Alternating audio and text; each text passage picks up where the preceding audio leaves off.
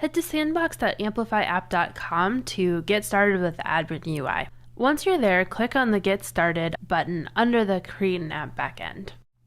From here, click on Data as the feature that you want to set up, and choose a blank schema. From here, click Add and add a model. First, we'll make a course. The course will have a title and a description. I'm also going to add a video model. This one's going to also have title, description, and then order. Order, instead of being a string, is going to be an integer. You can choose from different field types in this dropdown.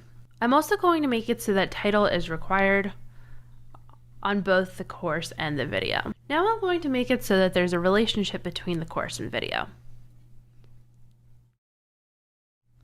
One course will have many videos. I can also rename the relationship, and I'll make it so that the V is lowercase. Next, I'll click Test Locally in your app. On this page, you'll see different options for what type of app you're building. You can choose from Web, iOS, Android, but for the sake of this tutorial, I'll do Web React. I'm going to create a new React app for this project. I'll call it Amplify Video Platform.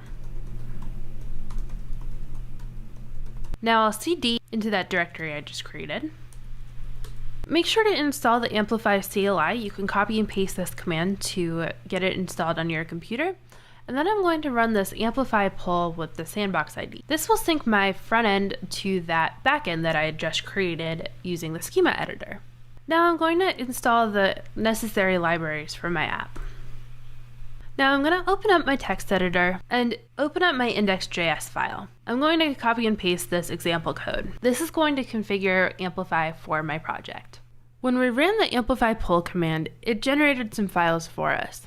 First, the AWS exports right now will have an export of a blank object. Once you deploy your application and rerun Amplify pull, it'll have all the configuration information for your application. We also have our models, which are TypeScript files that describe our data models, and we also have our backend directory. The schema.graphql has your GraphQL schema for your models. We won't need to use these auto-generated files, but it's good to know that they're there. You run your React server by running npm run start. For now, you get the default create React app application. We haven't done anything to build out our front end yet. In this video, we set up a schema using the Amplify Admin UI, and we configured a React app locally and set up Amplify for that local React project. I'm going to go to my app.js and I'll clear out what's already in here. I'm going to switch over to course instead of video here. I'm going to add a button.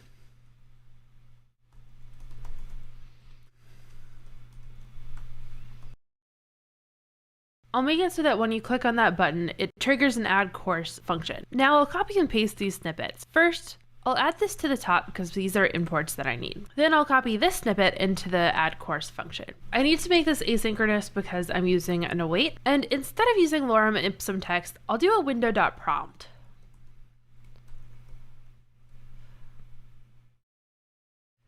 I'll also remove the videos array because our course will not have videos initially. Now, when I go to my localhost 3000, there's a button to add a course. First, I'll enter my course title and add a description. Now I need to add a function to display my courses on the page. First, I'll import useEffect from React.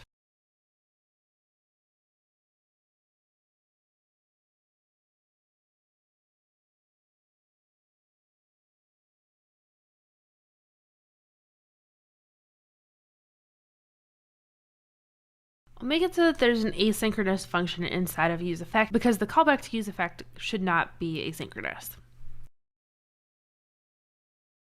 I'll also call this function here. Inside of that, I'm going to switch over to the query tab here.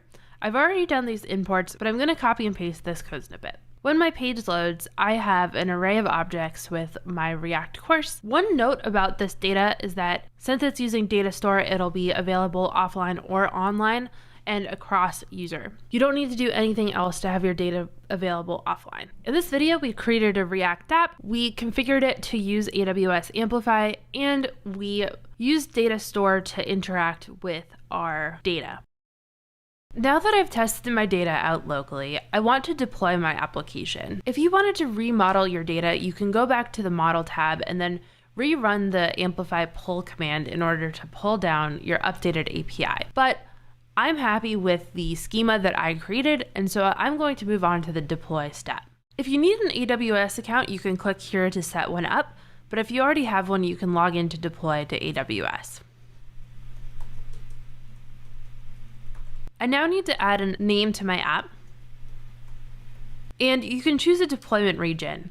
Choose whichever one is closest to you or whoever your user base will be. Now my application will deploy.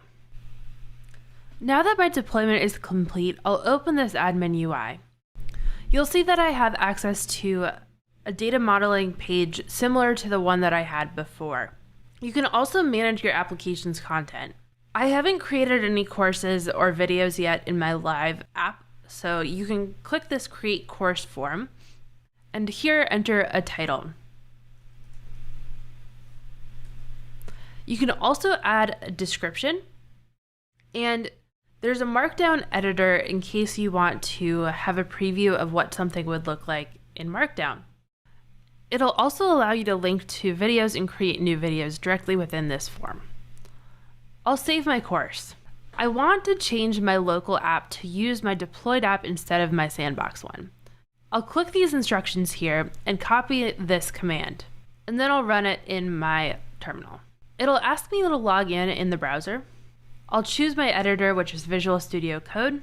I'm building a JavaScript app and using React. I'll choose all the defaults for these questions. If I make any changes using the admin UI, I can run Amplify poll to get access to those changes locally. If I make any changes locally, I can in turn run Amplify push to get those available in my deployed app. In this video, we deployed our video course platform to AWS, so it's live, and we use the Amplify Admin UI to manage our application content. Now that our application is deployed, let's add authentication to our app. Click Enable Authentication, and you can choose from different mechanisms. For example, social authentication or phone number. I'll stick with email login. You can also add multi-factor authentication if you're interested in that. I'll make it optional. You can also add required attributes, which I'll pass on, and configure your password protection settings, which again, I'll keep as the standard. Then I'll click Save and Deploy to deploy my configuration. Now that my changes have deployed, I'll run Amplify poll in my local project to get them locally. I'll install the AWS Amplify React UI components. I'll go to my app.js and import with Authenticator from that package I just installed.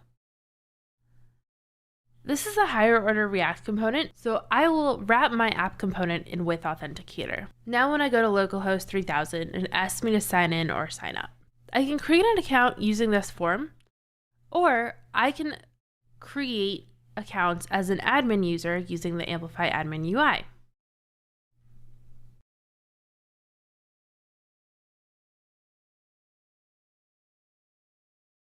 This will email your new user with their new password. You can also create groups of users.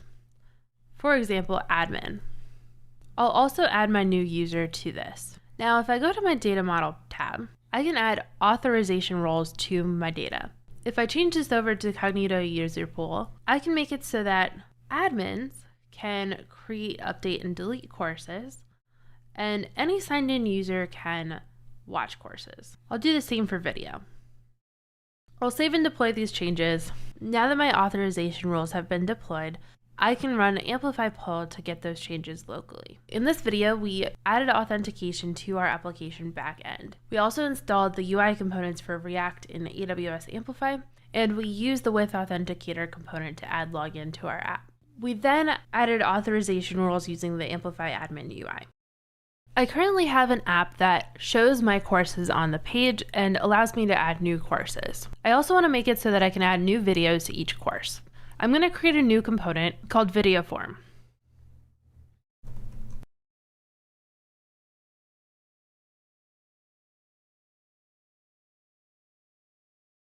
I'll import my video form, and I'll create an instance with each course.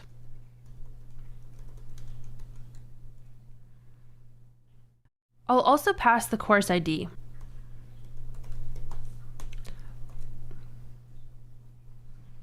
I'll make it so that my form has 4 inputs. In the future, I'd want to add titles and all that, but for the sake of the video, I'll keep it simple. The last field will be a file field, which will accept movies and MP4s. I'll import useState from React and create state fields for each input.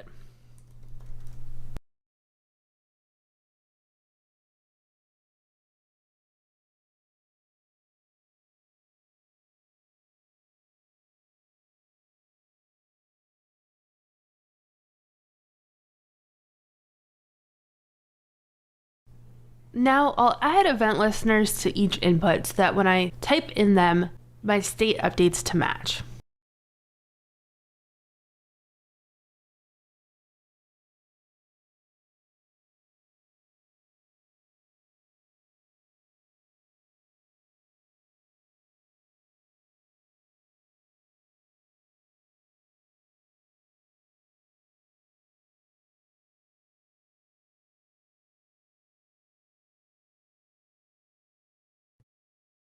Now I'll add an onSubmit to the form and also add a submit button.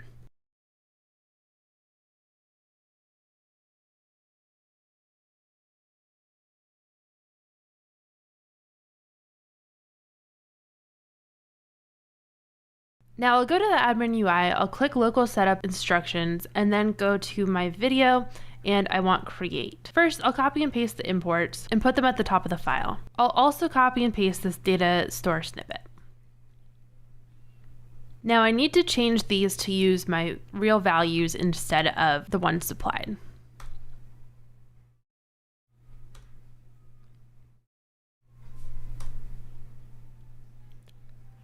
I'll use the course ID from props.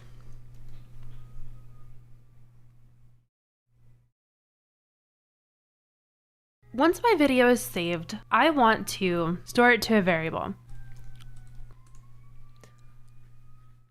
I want to use Amazon S3 to host my videos. I'll go to my terminal and run Amplify add storage within my project. I want content.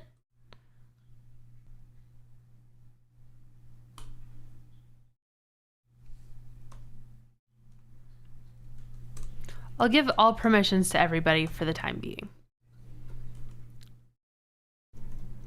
I'll run Amplify push to deploy my storage changes. Now I'll make it so that my video uploads after my video is created. I'll import storage from AWS Amplify. And then I'll run storage.put.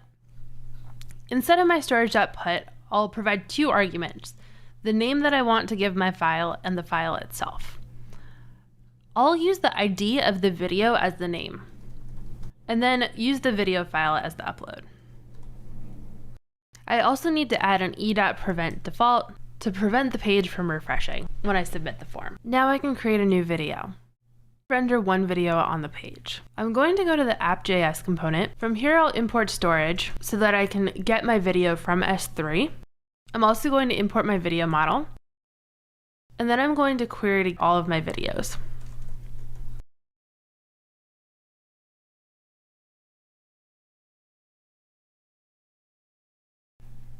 I'll then store that video in state.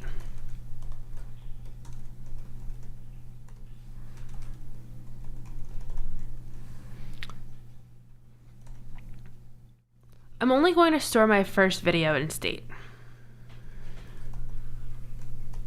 Once that video comes back, I need to also get my video file from S3.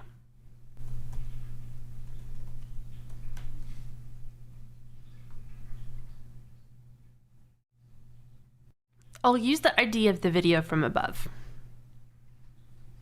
I'll also store this video file in state.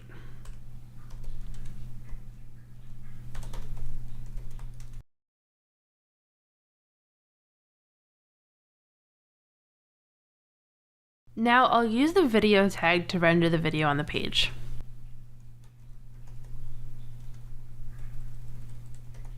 And now you can see that my video shows up on the page. In this video, we created a form to create a new video. Then we made it so that when we create a new video file is added to S3. We used Amplify Add Storage to enable this. Finally, we made it so that we could display a video on the page. I pushed my front-end code to a GitHub repository. Now I'm going to deploy my front-end. I'll go to the Amplify console for my application, and I'll click on front-end environments. From here, I'll click GitHub. I'll choose my repository. I'll also choose the branch that I want to deploy. I'll choose my backend.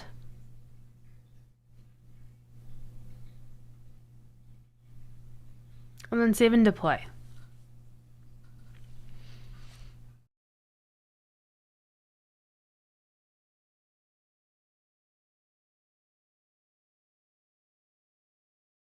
Now my application has successfully deployed.